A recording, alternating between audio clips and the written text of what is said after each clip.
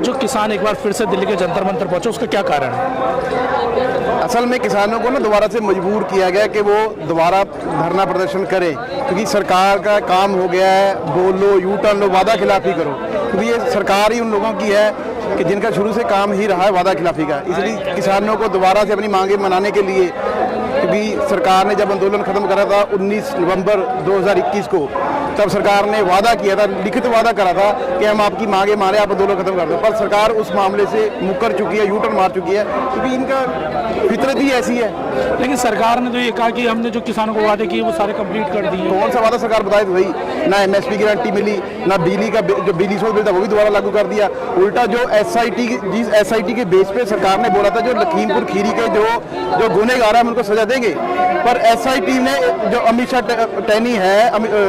आशीष मिश्रा टैनी है उसको 120B में अपराधी बनाया है, और आज ही वो मंत्री पद पे नहीं उतारा उसको मंत्री। कौन सा वादा पूरा करा? जो इन्होंने MSP की कमेटी बनाई है उसमें हमारा पंजाब का एक भी आगू नहीं लिया, किसान तो है ही नहीं उसमें सिर्फ वो लोग हैं जो जब आंदोलन चल रहा था जो उन कृषि कानूनों की हिमायत कर दे, वो लोग लिए हैं उनमें, किसान आगू कोई नहीं लिया गया उसमें। तो आपका सीधा आरोप है कि जो कमेटी उन्होंने बनाई है उसमें एक भी किसान नेता नहीं? हमारा आरोप नहीं है, हमारी जनता की ये मांग है। आरोप प्रतिरोप ये तो जो राजनीतिक लोग उनका काम है, हम लोग कोई राजनीतिक बंदा नहीं है हमारे में से, हम लोग तो जनता है। जनता की आवाज बन के आया कि जो सरकार ने हमारे से वादे करे थे रिटर्न में करे थे, उन पे सरकार ने U-टर्न मारा, वादा खिलाफी करी है। आप बार बार लखीमपुर की घटना का जिक्र कर रहे हैं, वहाँ पे लगातार प्रदर्शन जारी है और लंबे समय से प्रदर्शन, लेकिन सरकार वहाँ सुन नहीं रही है। पता है ना, असल में अगर ये सरकार होती, लोकतंत्र होता तब तो सुनती। ये राजतंत्र चल रहा है, ये तानाशाही चल रही है। लोकतंत्र तो कैसे आप कह रहे हैं, लोकतंत्र चुनाव जीत कर आई है उत्तर प्रदेश में? वो तो सब कुछ जग जाहिर है कैसे जीती है। अच्छा, लोकसभा विधानसभा के इलेक्शन होते हैं EVM से, राष्ट्रपति का इलेक्शन हुआ वो आप बैलेट पेपर से करवा रहे हो, क्या खतरा क्या है बताओ आप?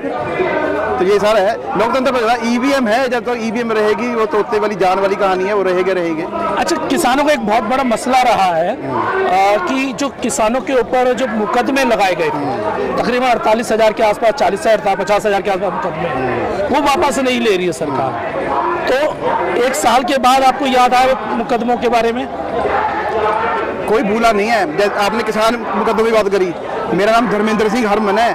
जो 26 जनवरी की घटना हुई थी उसमें एक दिन में 4 FIR मेरे ऊपर दर्ज करी गई, एक दिन में, और उसमें हमारी तरीके भी बढ़ रही है, हम तो लड़ रहे हैं। कानून का हम लोग सम्मान करते हैं, कानून के दायरे में रहे, कानून का सम्मान कर रहे हैं, कानून के मुताबिक वो भी लड़ाई लड़ रहे हैं। पर जो सड़क पे लड़ाई लड़ रही है उसकी शुरुआत दोबारा हो चुकी है, क्योंकि सरकार फिर ये घुमा फिरा के जो उस टाइम इन्होंने हमारे ही कुछ अपने बंदे अंदर डाले, उनको डाल के जो समझौता कराया, जैसे भी कराया इन्होंने, उससे मुकर चुकी है। और ये दोबारा वही कृषि कानून आने वाले हैं पर उनको घुमा के लाया जा रहा है, इसलिए उसकी तैयारी पहले से हो रही है। जैसे बोलते हैं ना, कोई पिक्चर बड़ी पिक्चर आती है तो पहले उसका प्रमोशन करनी पड़ती है और उसका कुछ एक ट्रेलर आता है, ये ट्रेलर दिखाया है, अभी पिक्चर भी आने वाली, दिखा देंगे वो जल्दी। एक सवाल बहुत बड़ा अहम है, क्योंकि उसके लेके एक दिल्ली में प्रदर्शन भी हुआ था, जो 750 से ज़्यादा किसानों की जो हत्या हुई, जो क्या ये कहा जाता है शासनिक प्रशासनिक जो परेशानियां थी जिसकी वजह से उन्होंने आत्महत्या की, तो उनके परिवारों का आरोप है कि जब यहाँ से किसान आंदोलन समाप्त हुआ उसके बाद कोई भी नेता उनके घरों पर नहीं गया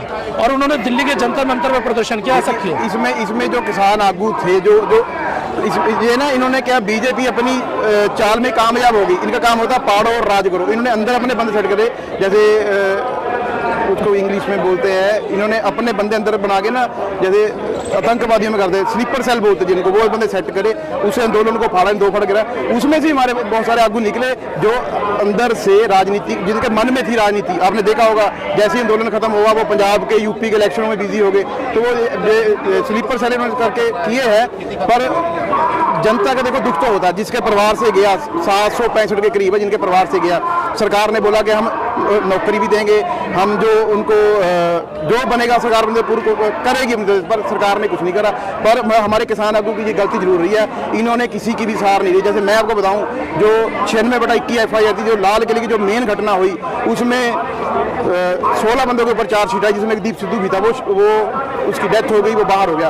अभी हम 15 लोग हैं, हम लोग भुगत रहे हैं। हमारी भी कोई सार नहीं ले रहा, पर लड़ाई तो लड़नी पड़ेगी ना, क्योंकि पहले हम लोगों को ये तय करना पड़ेगा हमारी असल में लड़ाई किससे है। हमारी लड़ाई अगर लोकतांत्रिक होती हम जीत जाते, ये तो राजतंत्र से लड़ाई है, तानाशाह से लड़ाई है। इसके लिए लोगों को घर से बाहर निकलना पड़ेगा, देश की जनता को सड़क पे आना पड़ेगा। एक बात और कही जा रही कि जो पीछे हाल में सरकार ने कुछ बातें कही कि जो किसान मोर्चा, संयुक्त किसान मोर्चा, उसमें फाड़ हो गए, उसमें लोग अलग अलग टूट गए, क्या ये सच्चाई है? ये तो जब अन्ना हजारे का आंदोलन हुआ तब भी लोग उसमें जिनकी राजनीतिक मंशा थी वो घुसे थे, वो उन्होंने सरकार भी बनाई है, तो इसमें भी यही कुछ था। जो असल में एसकेएम है वो यहाँ खड़ा है, देख लो, अब जनता विभाग देख लो, ये सारे किसान, इनका कोई पॉलिटिकल बैकग्राउंड नहीं है, कोई इनकी राजनीतिक मंशा नहीं, इन्होंने किसी ने MP MLA कुछ नहीं बनना है। ये सिर्फ जो हमारा दर्द है किसानी है। किसान जिस देश की 65% आबादी किसानी पर डिपेंड करती है, वो किसान निकल के आया है बाहर, ये जनता है। अभी तो ये किसान बोल रहे हैं, धीरे धीरे आपको पता चलेगा यहाँ व्यापारी भी आएगा, यहाँ पे बेरोजगार भी आएंगे, यहाँ पे नौजवान भी आएंगे, यहाँ पे टीचर भी आएंगे, समाज का हर वर्ग आएगा जो इस सरकार से दुखी हो चुका है। अब ये किसान आंदोलन, ये जन आंदोलन बढ़ेगा, जो पहले आंदोलन है उससे भी बड़ा आंदोलन निकलेगा, ये पूरा देश इसमें पार्टिसिपेट करेगा। अच्छा, इसमें एक सबसे बड़ा अहम योगदान सवाल है, जब देश के बनाने की बात करते हैं, GDP की बात करते हैं, किसान ही ने इस देश की GDP को बचा कर रखा, वहीं पर उसी किसान परेशान, अब उसी किसान का बेटा सबसे ज्यादा आर्मी में जाता था इस देश की रक्षा करने के लिए, अब उसे भी प्राइवेट करके अग्निवीर बना दिया है, तो क्या तो चारों तरफ से किसान पर मार पड़ रही है? ये कर यही है ना, इस देश को पहले तो आर्थिक पक्ष से कमजोर कर रहे हैं। ज्यादातर किसानों के ही बच्चे फौज में हैं। जहां बॉर्डर पे आप चले जाओ, जहां पे पानी का गिलास फेंकने में बर्फ जम जाती है, वहां किसान का बेटा खड़ा है। तो ये किसान को जवान से लड़ाने की इनकी चाल चल रही है। ये चाह रहे हैं कि किसी तरह पहले आर्थिक जो हमारी स्थिति है वो जवानों की जगह वहाँ वो कमा के सेवा करते हैं, कमा के घर में बेचते हैं, तो माँ बाप यहाँ खेती करके घर चलाते हैं, तो उनको पहले आर्थिक तौर से कमजोर करा जा रहा है। हर चौतरफा पंजाब के ऊपर हमले किए जा रहे हैं। BSF को 50 किलोमीटर लेके आना क्या है ये? फिर उसके बाद भी नशा आ रहा है, उसके बाद भी हथियार हो रहे हैं, उसके बाद भी तंगई चल रही है। पहले हमें जो हमारी आर्थिक स्थिति होती है रीढ़ की हड्डी होती है, पहले हमारी आर्थिक स्थिति को कमजोर किया जा रहा है, फिर ये सारा कुछ हमारे ऊपर जबरदस्ती मरा जाएगा। और इसकी ये बहुत बड़ी तैयारी BJP RSS मिलकर कर रही है। अच्छा, जैसे आज आपका ऐलान था कि आज जंतर मंतर पहुंचेंगे, 6 तारीख को एक संयुक्त किसान मोर्चा की एक बड़ी मीटिंग होनी है, जिसके बाद आंदोलन की रूपरेखा तय है। क्या भविष्य में हम फिर से देखेंगे कि बॉर्डर को घेरा जाएगा, दिल्ली के अंदर आ जाएगा? देखो, बॉर्डर तो जनता को परेशान करना किसी भी जत्थेबंदी का कोई ऐसा मन में है ही नहीं था। सरकार ने हमें वहाँ जबरदस्ती रोका, उससे पीछे हरियाणा बॉर्डर पे भी रोका, जहाँ रोक दिया हम बैठ गए। जैसे आज यहाँ आए, या पहले भी हमने रिटर्न में सरकार को बोला था, परमिशन मांगी थी, जहाँ हमें रामलीला मैदान दे दो या जंतर मत, दिया नहीं उन्होंने। जहाँ उन्होंने रोका, जबरदस्ती करी, हम वहाँ बैठ गए। हमने देखा कि रात से लगातार किसानों को डिटेन किया गया, जो बाहर से आ रहे थे, बहुत सारे किसान नेताओं को डिटेन करने की कोशिश की गई। उसके बावजूद भी यहाँ पे अभी जंतर मंतर हजारों की तादाद में किसान पहुंचे, और कहीं ना कहीं हम देख रहे हैं दिल्ली की सड़कें जाम हो गई हैं। तो अभी तो 5 से 10 हज़ार के आसपास ही आप लोग पहुंचे हैं, तब ये हाल है। अगर आप बड़ी मात्रा में आएंगे तो फिर क्या होगा? तो इससे तो कहीं ना कहीं कानून व्यवस्था खराब होएगी ना, चरमराएगी। कानून बताओ ना, आप कोई दुकान बता दो, कोई रेडी वाला बता दो, कोई कॉलोनी वाला बता दे कि जहाँ उन्होंने हल्ला करा हो, कुछ करो, कुछ कर नहीं रहे ना। हम तो आराम से आ रहे हैं, कोई ट्रेन में आ रहा है, कोई बस में आ रहा है, कोई पैदल आ रहा है। ये बातें तो तब बोलोगे ना, कोई कंप्लेंट करे, कोई रेडी वाला बोल दे, कोई घर वाला बोल दे, कोई जो दिल्ली के रहने वाले लोग बोल दे कि हमें दिक्कत हो रही। दिक्कत किसी को नहीं है। ट्रैफिक तो दिल्ली का हाल ही यही रहता है। वो तो सरकार जो एक ट्रैफिक का प्लान है वो आज तक बना ही नहीं पाई दिल्ली की सड़कों का, उसकी वजह से ट्रैफिक है। आपसे आखिरी सवाल, आगे की क्या तैयारी है आपकी, और कब दोबारा से हम देखेंगे किसान अपने हक अधिकारों के लिए सड़कों पर उतरेंगे? हम तो मोदी जी को साफ बोल रहे हैं कि जो आपने हमें रिटर्न में लिख के भेजा था, जो हमारी मांगे थी MSP की, बिजली शोध बिल की, जो हमारे ऊपर मुकदमे हुए वो वापस करने की, अजय मिश्रा टैनी को जेल में डालने की, जो हमारे किसान शहीद हुए हैं उनको मुआवजे की, MSP की, ये हमारा तो हम चुपचाप अपने घर को चलेंगे। सारे देश के लोग अपना काम कर रहे हैं। आज हमारी आर्थिक स्थिति इतनी कमजोर है, हम तो धरना प्रदर्शन करने के लायक भी नहीं है। ये तो हमें अपने दुख से, अपनी मजबूरी में आना पड़ रहा है। नहीं, कौन चाह रहा है?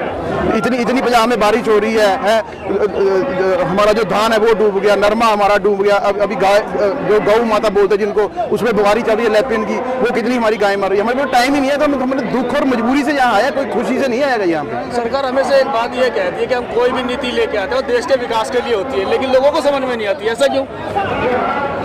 सरकार तो नीति, नोटबंदी भी लेके आई थी बिना प्लानिंग के, GST भी लेके आई थी बिना प्लानिंग के। मुझे तो डर है कहीं बुलेट ट्रेन भी ना ले आए बिना प्लानिंग के, यहाँ लोगों को मार देगी सरकार। तो नीतियाँ वो विकास के लिए बनाते हैं, लोगों को समझ में क्यों नहीं आती, कारण क्या है? नीति जो बना रहे हैं जिनके लिए बनानी, वो तो वहाँ होते ही नहीं है। अभी जैसे हमारी इन्होंने कमेटी बनाई है MSP के ऊपर, उसमें किसान तो कोई है ही नहीं, तो नीति कहाँ जाएगी? इनके पास कोई रोड मैप नहीं है, कोई नीति नहीं है। ये जो रूल बातें करके बस जबरदस्ती किसी के कहने से ठोक देते हैं, वही कुछ चल रहा है। सरकार के पास अपना कोई रोड मैप नहीं है बेरोजगारी के लिए, कोई रोड मैप नहीं है महंगाई कम करने के लिए, कोई रोड मैप नहीं किसानों की आमदन दुगनी करने के लिए, कोई इनके पास रोड मैप नहीं बेरोजगारों के लिए, कोई रोड मैप नहीं शिक्षा के लिए, कोई रोड मैप हेल्थ, कोई रोड मैप एक तो बता दें हमारे रोड है ही कुछ नहीं इनके पास। ये है इनकी सच्चाई का।